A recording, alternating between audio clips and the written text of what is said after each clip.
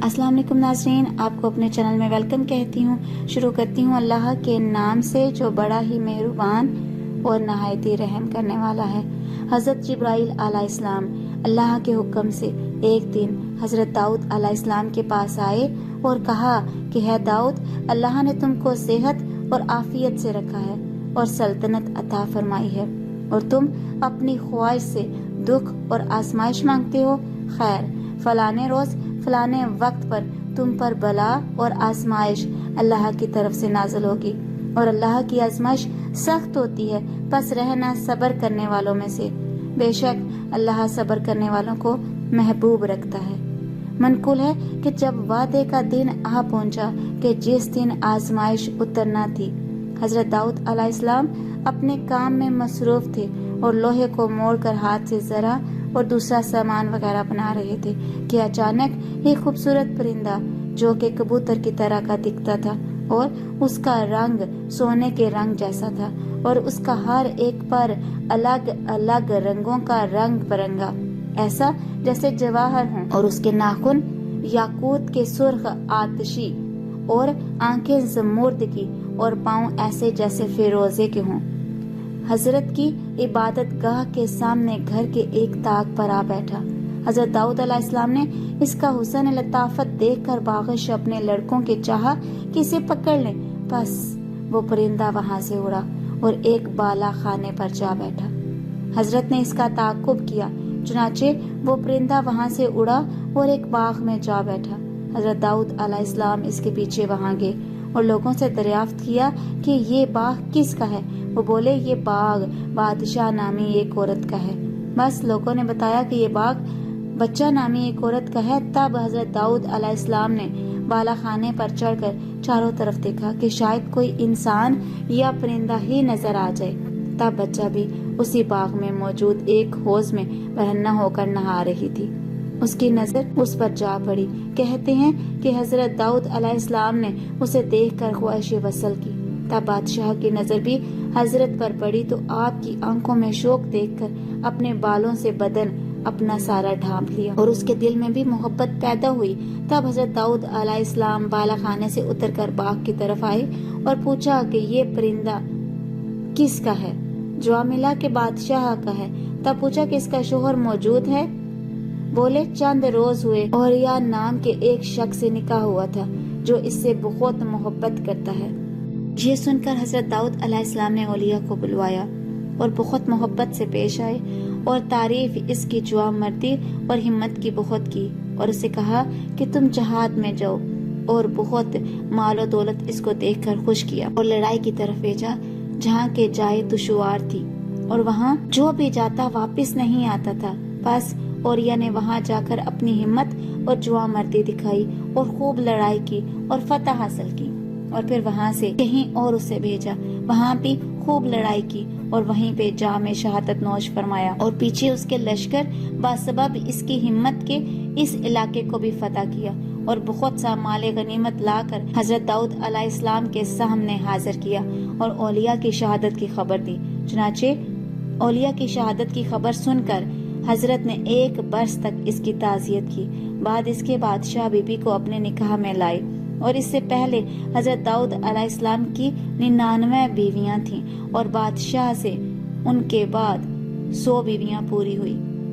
और मरवी है कि हजरत सुलेमान अलैहिस्सलाम बादशाह के बदन से पैदा हुए और एक दूसरी रिवायत के मुताबिक जो कससुल अंबिया में बयान हुई है कि हजरत दाऊद अलैहिस्सलाम के वक्त में एक शख्स के नाम इसका औरिया था। एक औरत से उसके निकाह का पैगाम था। करीब था कि इसका निकाह हो जाए कि औरत के वारसों को औलिया से कुछ खालिस हुई, इस वास्ते इस औरत को इसके निकाह में ना दिया और हजरत दाऊद अलैहिस्सलाम ने जब इस औरत को देखा तो मोहब्बत पैदा हुई और निकाह का पैगाम भेजा जो कबूल कर लिया गया। और जब ये निकाह हुआ, इससे पहले हजरत दाऊद अलैहिस्सलाम की 99 बीवियां थीं और इस औरत से निकाह के बाद हजरत दाऊद अलैहिस्सलाम को औलिया के मुतल्लिक मालूम हुआ तो अपनी तकसीर की अवज़ खूब मालो दौलत इसको दिया और जहाद पर भेजा जहां वो शहीद हुआ। अगरचे उसने کچھ خلاف شرع اس وقت نہ ہوا از روئے تورات اور زبور کے، لیکن اتنا بھی پیغمبروں کی شان کے خلاف ہے کہ کوئی شبہ کرے ان پر کہ عمل ان کا درست نہیں۔ چنانچہ اللہ نے حضرت داؤد علیہ السلام کی جانچ کے لیے 2 فرشتوں کو بھیجا جو اپنی دمبی کا مسئلہ لے کر حاضر ہوئے۔ مروی ہے کہ ایک دن حضرت داؤد علیہ السلام اپنی عبادت خانے میں بیٹھے مناجات کر رہے تھے کہ اچانک 2 اجنبی آدمی عبادت خانے کی دیوار توڑ کر حاضر ہوئے۔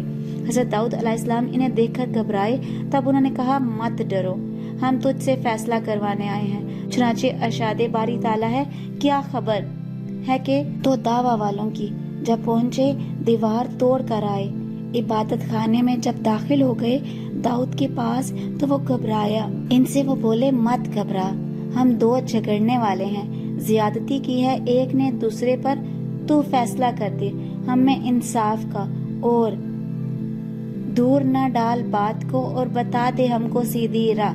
حضرت داؤد علیہ السلام نے فرمایا کہ اپنا مسئلہ بیان کرو، پھر ہم اس میں فیصلہ کریں گے ساتھ انصاف کے، اگر اللہ نے چاہا تو۔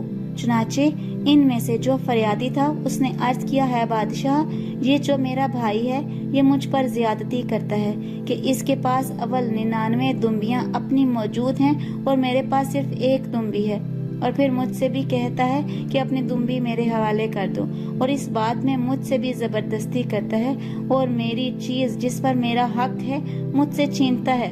حضرت داؤد علیہ السلام نے دوسرے شخص سے کہا کہ جس کے خلاف مقدمہ تھا، پوچھا کیوں جی، یہ بولتا ہے سچ ہے یا نہیں؟ اس شخص نے کہا اس کی دمبی خوبصورت ہے اور دیکھنے میں آنکھوں کو بھلی لگتی ہے، بس مجھے وہ پسند ہے، اس لیے میں اسے اپنی دمبیوں میں ملانا چاہتا ہوں تاکہ میری 100 دمبیاں پوری ہو جائیں۔ حضرت داؤد علیہ السلام نے فرمایا، یہ تو کھلی بے انصافی کرتے ہو کہ اپنی دمبیاں پوری کرنے کے واسطے اس کی دمبی کو ناحق اپنے ریوڑ میں ملاتے ہو، اور یہ تم واقعی زیادتی کرتے ہو۔ بس حضرت داؤد علیہ السلام کی بات سن کر دونوں فرشتے ہنس پڑے اور کہنے لگے، ہے داؤد، باوجود تمہاری 99 بیویاں ہونے کے تم نے اوریا کی منکوحہ کو حرص سے تم نے بیاہا اور 100 عورتوں کو اپنے نکاح میں لائے، اور تم نے زیادتی کی ناحق ایک شخص پر، اور یہ کھلی ناانصافی ہے، اور یہی وہ مقدمہ ہے جو ہم لائے ہیں تمہارے پاس دمبی معاملہ بنا کر، یہ تم نے ظلم کیا اپنے نفس پر۔ اور یہ کہہ کر دونوں فرشتے غائب ہوئے۔ حضرت داؤد علیہ السلام اس بات سے بہت نادم ہوئے اور معلوم کیا کہ وہ دونوں فرشتے دمبی کا معاملہ لے کر دراصل ہم کو نصیحت اور سرزنش کرنے آئے تھے، اس پر جو خطا مجھ سے سرزد ہوئی تھی۔ تب اپنی خطا سے معترف ہو کر بہت روئے۔ تب حکم ہوا، ہے داؤد بے غم رہو، حشر کے دن اس کے لیے ایک قصر جنت میں یاقوت سرخ کا بناؤں گا، اس میں بہشت کی حوریں رہیں گی، اوریا کو اس پر عاشق و فرشتہ کروں گا، تب وہ ضرور تم کو معاف کر دے گا۔ منقول ہے کہ حضرت داؤد علیہ السلام نے فرمایا کہ الہی، مجھے ہرگز چین نہیں پڑے گا جب تک کہ اوریا مجھ کو معاف نہ کر دے۔ تب حق تعالیٰ نے اسی وقت بہشت میں ایک محل پرتکلف جوہرات سے بنا کر اوریا کو دکھایا اور اسے فرمایا کہ تو داؤد کو اس کی تفسیر معاف کر دے تو یہ محل تجھ کو بخش دوں گا۔ چنانچہ اس نے جب وہ پرتکلف محل اور اس میں حسین ترین حوروں کو دیکھ کر عاشق ہو گیا اور خوش ہو کر حضرت داؤد علیہ السلام کو پکارا، ہے داؤد، میں نے آپ کی خطا معاف کی اور میری طرف سے آپ پر کوئی بوجھ باقی نہ رہا۔ اور حضرت حسن بصری رحمت اللہ علیہ سے مروی ہے کہ حضرت داؤد علیہ السلام اپنے گناہ کی معافی کے بعد خشک روٹی پر بجائے نمک چھڑک کر کھانے کے ہاتھ چھڑک کر کھاتے اور آنسو بہاتے اور فرمایا کرتے، یہی خوراک ہے، 70 برس تک ان کا یہی حال رہا۔ ایک دن بیت المقدس میں جا کر سر زمین پر رکھ کر روتے تھے کہ حضرت جبرائیل امین جناب باری سے یہ پچھتا لائے، فرمایا بس ہم نے معاف کر دیا اس کو، وہ کام اس کو ہمارے پاس مرتبہ ہے اور اچھا ٹھکانہ۔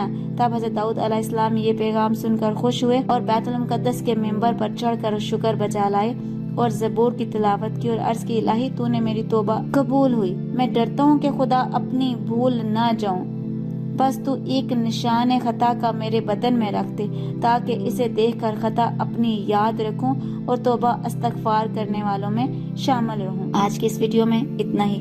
اگر آپ کو میری ویڈیو اچھی لگی تو لائک اور شیئر کیجیے گا، اگر میرے چینل پر نیا تو سبسکرائب کر لیں، ساتھ والے بیل کے آئیکن کو کلک کر لیجیے گا تاکہ میری ہر نئی آنے والی ویڈیو کی اپڈیٹ آپ تک پہنچتی رہے۔ اپنا بہت سا خیال رکھیے گا، مجھے اپنی دعا میں یاد رکھنا مت بھولیے گا۔ ملتے ہیں اگلی ویڈیو میں، تب تک کے لیے اللہ حافظ۔